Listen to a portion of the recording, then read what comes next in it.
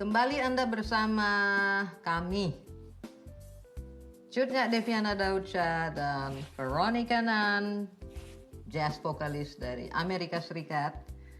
Sebelumnya, kita membicarakan di Daya Indonesia Fine Arts Academy, Diva Channel ini mengenai jazz vokal tahun 1900-an di New Orleans dan daerah-daerah yang lain di Amerika Serikat. Di episode berikut ini kita akan membicarakan mengenai perkembangan jazz selanjutnya di sekitar tahun 1920 sampai 1940. Alright, Veronica, hi. Hello, how are you? Fine, thank you. Peace on earth. Pacem in terris. Absolutely, Okay. absolutely. So, we were talking about Ma Rainey in the last episode, Bessie Smith, Louis Armstrong. So, we would like to hear from you about the 1920s to the 1940s. Okay, so we kind of covered some of the 1920s when we left off with the Renaissance, the Harlem Renaissance, which moved for 2 decades, from the 20s to the 30s. And so this time, I think that I would like to talk about the 30s and the 40s, because with the 30s and 40s, this is where all the great singers kind of came out of. I mean, it just was so many of them at the time. But first, just a little history. After the stock market crashed in America in 1929, the Great Depression created this severe economic suffering for many people. So people were really sad and they're just struggling so. And the hardships of the time enabled the cultural power of African American jazz music to really drive a small wedge into the walls of racism that was separating whites and blacks. And how that came about was that the optimistic music of black American music, of jazz, really transformed the American public. They listened to it. They were it kept their spirits up. You know, swing was came in at this period of time.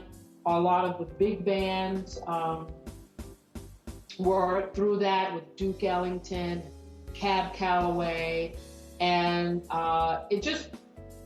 the careers of so many singers kind of blossomed at this time.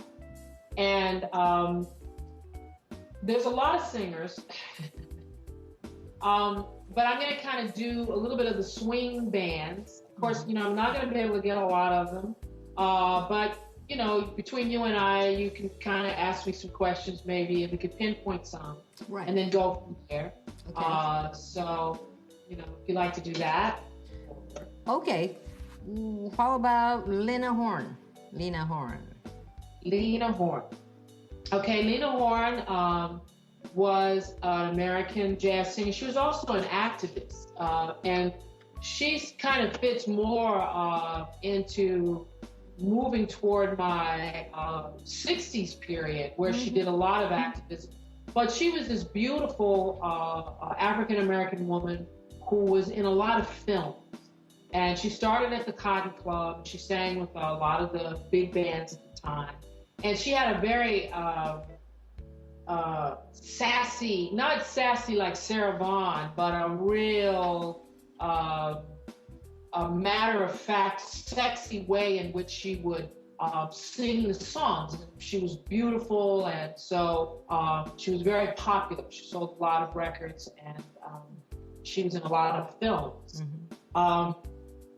There is, I wanted to kind of go to a singer that I think kind of defined the age, which was Ella Fitzgerald, because even though her career was very, very long, she started like right there in the 30s and 40s with big bands, and she was considered the most influential jazz singer, First Lady of Song, they called her.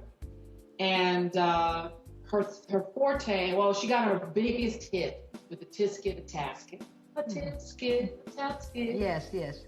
And she was very young, and that became a crossover pop hit. So it was a jazz hit, but it was a crossover hit. She was really young when she recorded that. And then she was with a lot of bands, big bands, and singing. But her one of the things she's really most known for is the songbooks. All of the great American songbooks of Cole Porter and Gershwin. You know, it's interesting because Ella wanted to be a dancer. And she loved listening to jazz. And her favorite singer was a woman named Connie Boswell of the Boswell sisters. I don't know. Yeah? Are you? Yeah. Yeah, okay. Yeah. And so she actually copied her style from Connie Boswell. But she had a 3-range octave, and she was, her diction was impeccable, and she had a real pure quality of sound. And because she was the kind of singer she was, she really opened the doors for that particular kind of jazz for African American singers. I mean, in 1950, she became the first African American to perform at combo, and that was set up by Marilyn Monroe, who was lobbying for. I mentioned Ella, so I'll mention the Boswell sisters. They were a harmony group, and there were 3 sisters, and they were noted for their intricate rhythmic harmonies. Okay, and they had a real clear, sharp sound. The Andrews sisters, you know, kind of imitated them, and also the Boswell sisters were the bases of for Lambert's, Hendrix, and Ross when they came up decades later. So now there was Cab Calloway, Helen Hughes, Heidi ho. Yeah, exactly. He was really, really amazing in that he just kind of floated around, but he was like the main attraction at the Cotton Club, you know, because he directed the orchestra, he sang the songs. We mentioned Lena Horne, Helen Forrest, Cheeto, Dick Hayne, Helen O'Connor, Anita O'Day. These were singers that were that. Real amazing singer at that time was Billie Holiday. And what about Pearl Bailey? Pearl Bailey, she was also very reminiscent of like the early blues singers with the fullness of her sound. But she was also she was in a lot of films. She was the type of singer that was, you know, like as an African American, when they put you in films, they kind of wanted you to either be very light toned and light skinned, or very articulate when it came to like Cabin in the Sky, which Ethel Waters was in, but Dorothy Dandridge and Pearl Bailey were in a version of Carmen.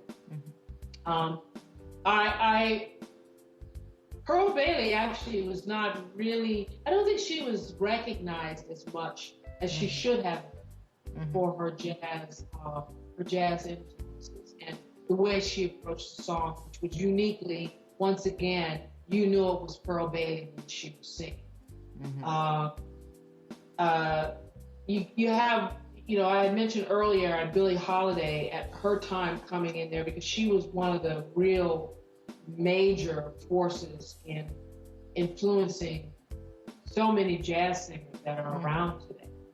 She was a big follower of Bessie Smith, and she was a songwriter, which a lot of people don't really credit her for, but she wrote God Bless the Child, Don't Explain, Strange Fruit, which was a very political song at that time about African Americans being hung from trees.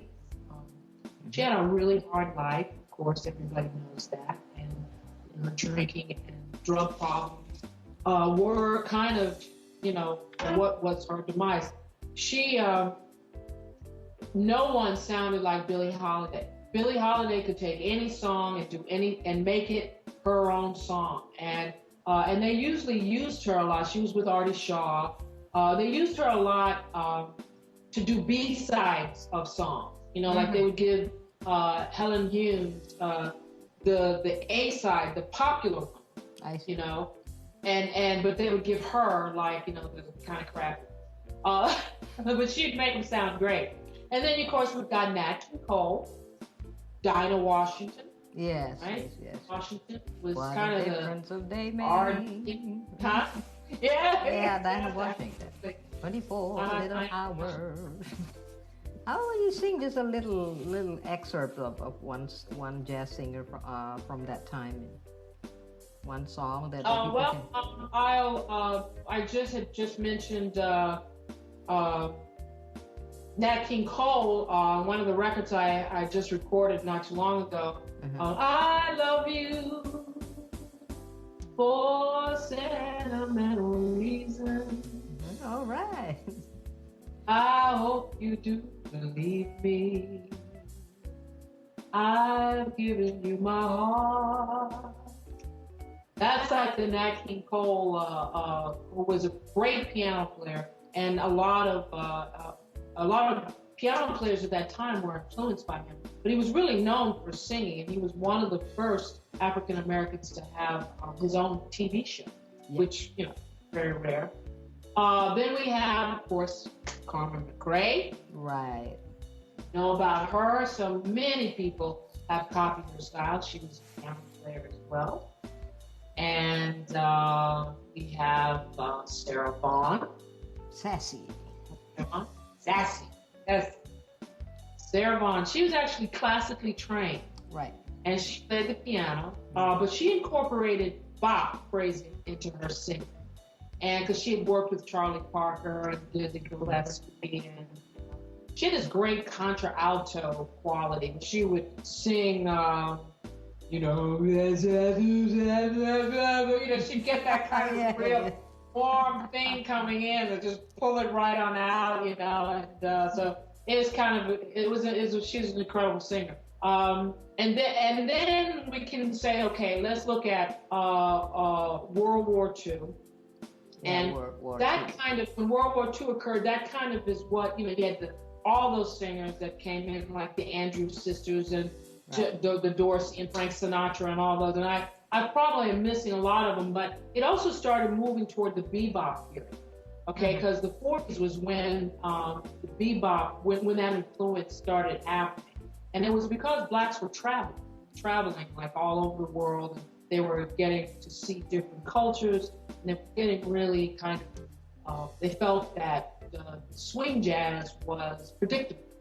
So through that, people like Dizzy Gillespie, Thelonious Monk, Bud Powell, Ray Brown, this new kind of music came out, and it wasn't very popular, but it was big jam sessions. So, and also at that time, in the 48, the long playing LPs came out.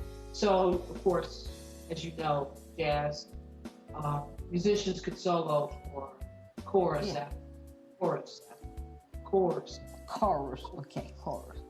Okay, speaking about chorus, verse and chorus, we're going to talk more about this development and after the World War II. Right? Yes, when bebop started coming in, so the end of the 40s into the 50s and 60s. Okay, so we're going to be talking about this in the next episode, right? In the meantime, Anda bersama kami, Veronica Nunn dan Tjut Deviana Daudsjah, kembali di episode yang berikutnya. Kita akan membicarakan tentang jazz, perkembangan jazz vokal, khususnya setelah Perang Dunia Kedua. di Daya Indonesia Fine Arts Academy bersama Veronica Nunn dari Amerika Serikat dan saya Tjut Deviana Daudsjah. So, salam musikal.